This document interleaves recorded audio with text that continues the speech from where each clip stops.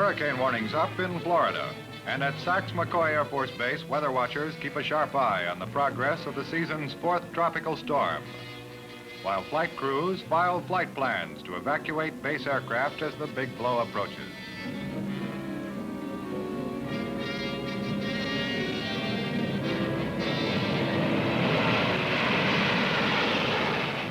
At Cape Canaveral, missiles already up in the gantries are hauled down as the teeth of the gale grow sharper.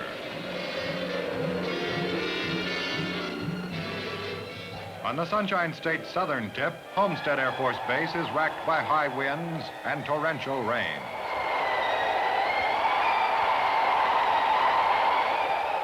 At Patrick Air Force Base, a stately victim succumbs.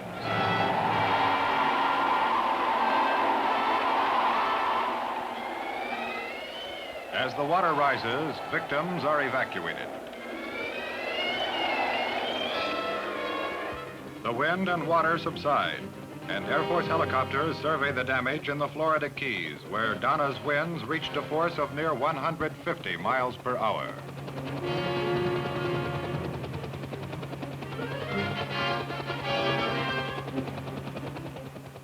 While the United States cleans up after Donna, halfway around the world in the Philippines, Air Force relief supplies reach flood victims of central Luzon.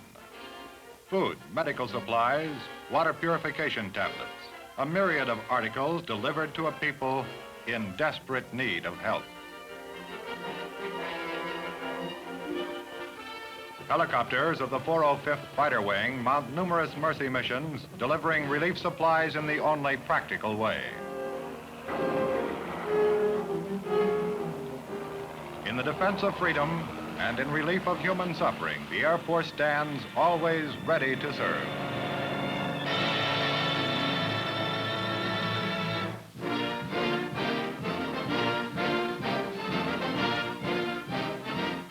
The place is Fort Benning, Georgia, where 34 Air Force Academy cadets are undergoing airborne training right along with the airborne infantry units at this jump training center.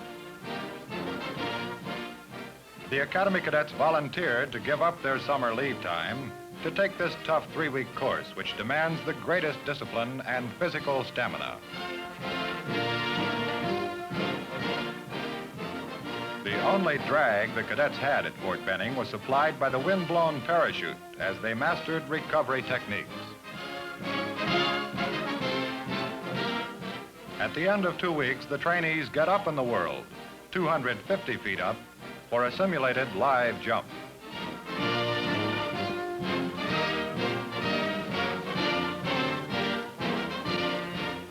This is graduation, the final jump before qualifying for jump wings.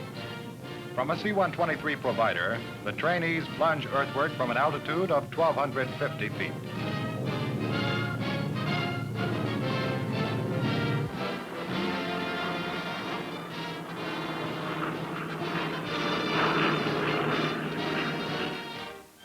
The cadets have learned their lesson well and have gained knowledge of a sister service which will serve them when they take their place as future Air Force leaders.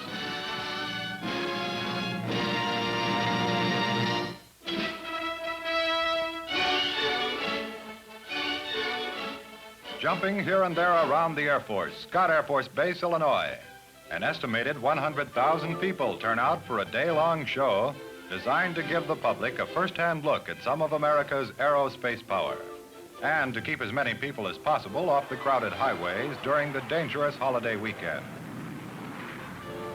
And at Anderson, South Carolina, a similar program sponsored by the local Air Reserve Squadron.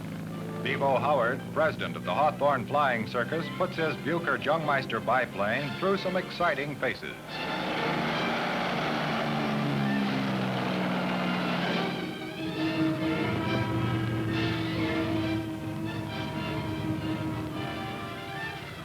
North American test pilot Bob Hoover does some modern-day barnstorming with an F-86L. The 4th annual Anderson Air Panorama, the finest show to be held outside a military installation this year. Congratulations, Anderson.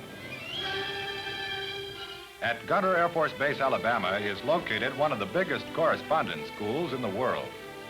With the added importance placed on education by the Air Force, the Extension Course Institute is experiencing a tremendous surge in student applications as military and civilian personnel strive to improve themselves through education. This boom in the business of home study has made the Institute one of the post office's best customers. Recently at Tinker Air Force Base, Miss Helen Sembersky on the left became the ECI's 300,000th graduate, an educational feather in the cap of this Air Materiel Command employee. Now we're in merry old England, where British policemen are literally putting the skids to a vintage model Austin sedan. The purpose is to give instruction in how to control an auto on English roads to air policemen from Bryce Norton Air Base. I say, jolly good sport this.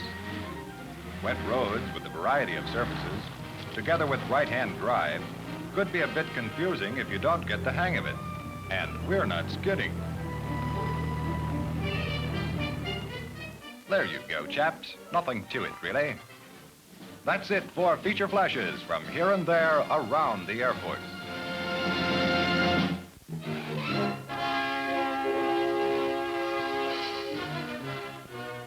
Planning for the future, the Air Force is already conducting tests of the train which will deploy the Minuteman ICBM, a three-stage solid propellant missile, even before it goes into the flight testing stages of development.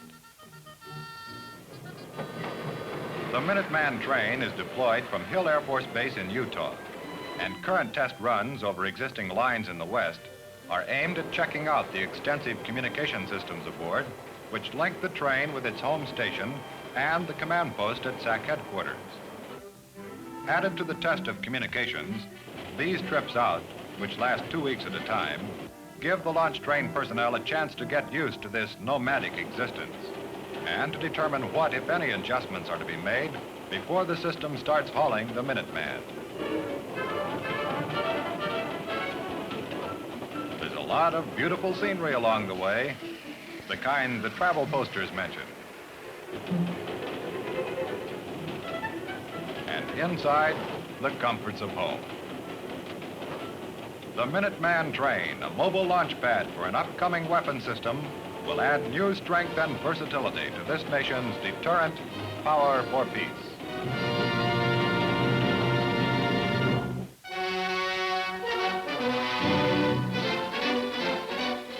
Brightstar Pinecone 3, an annual test of reserve and air guard combat effectiveness, proved a smashing success this year at Fort Bragg. Air Reserve, Air Guard, Tactical Air Command, and Military Air Transport Service flew more than 11,600 hours without an accident or incident, a perfect safety record during the month-long joint Army-Air Force exercise. Aircraft in-commission rates were high, 85% for the fighters, and this included nearly 900 missions for all types of jets. Troop carrier planes flew 990 combat sorties, delivering 10,419 paratroopers and nearly 2,900 tons of heavy equipment. Over 98% of the missions assigned were completed. Only 4 of the nearly 1,000 sorties were aborted due to aircraft malfunction.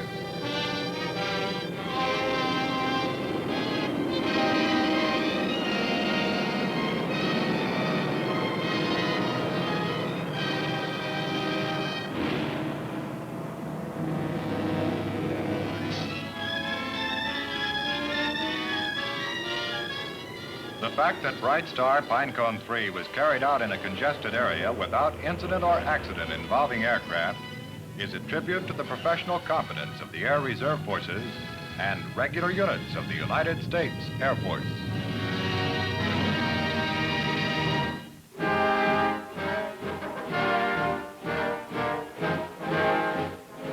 Under the warm subtropic sun of Eglin Air Force Base, there's a special hangar where right now the temperature is 25 degrees below zero. During the past year, over 700 pilots, navigators, and air crewmen have undergone physiological and survival training in this climatic laboratory where temperatures as low as minus 65 degrees can be produced. The basic factors to be learned in this training are to become acquainted with the sudden shock of the cold of the Arctic, and to work together as a team in a survival situation. One man is always designated a casualty, which puts a damper on the speed in getting shelter and enables the crew to get realistic team experience. Yes, it's cold here in Florida, mighty cold. But by way of contrast, take a look at this chap at Pease Air Force Base, New Hampshire. These altitude suits can make you think you're in a personal-sized steam room. Several different types of survival gear are being tested in jumps over the 45-degree waters of the Atlantic.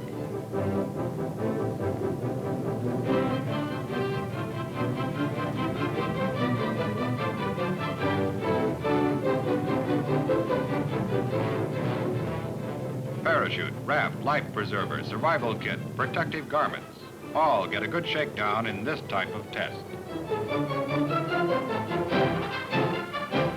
Swift Coast Guard boats rush in to fish each man out of the water in minimum time. That 45-degree water is cold. Tests like these not only prove the reliability of survival equipment which the Air Force has developed, but they also give the air crewman a psychological boost to actually experience its operation, knowing that should a real emergency arise, he's got the best protection money can buy.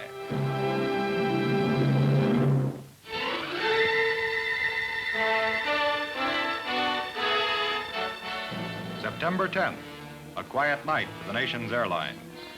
Scenes like this at Washington National Airport were the rule all over the United States and Canada, as all civil aviation was grounded and Operation Sky Shield tested the defense systems of the North American Air Defense Command. All navigational aids were jammed, as would be the case should our continent experience attack.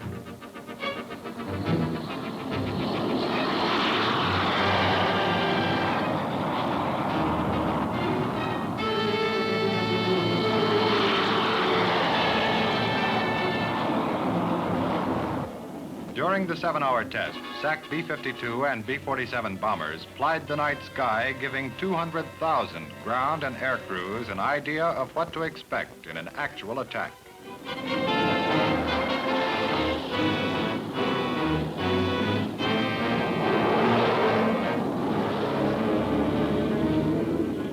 Sky Shield was vast, about 22 million square miles, reaching from near the North Pole to deep into the United States and far out into the Atlantic and Pacific Oceans.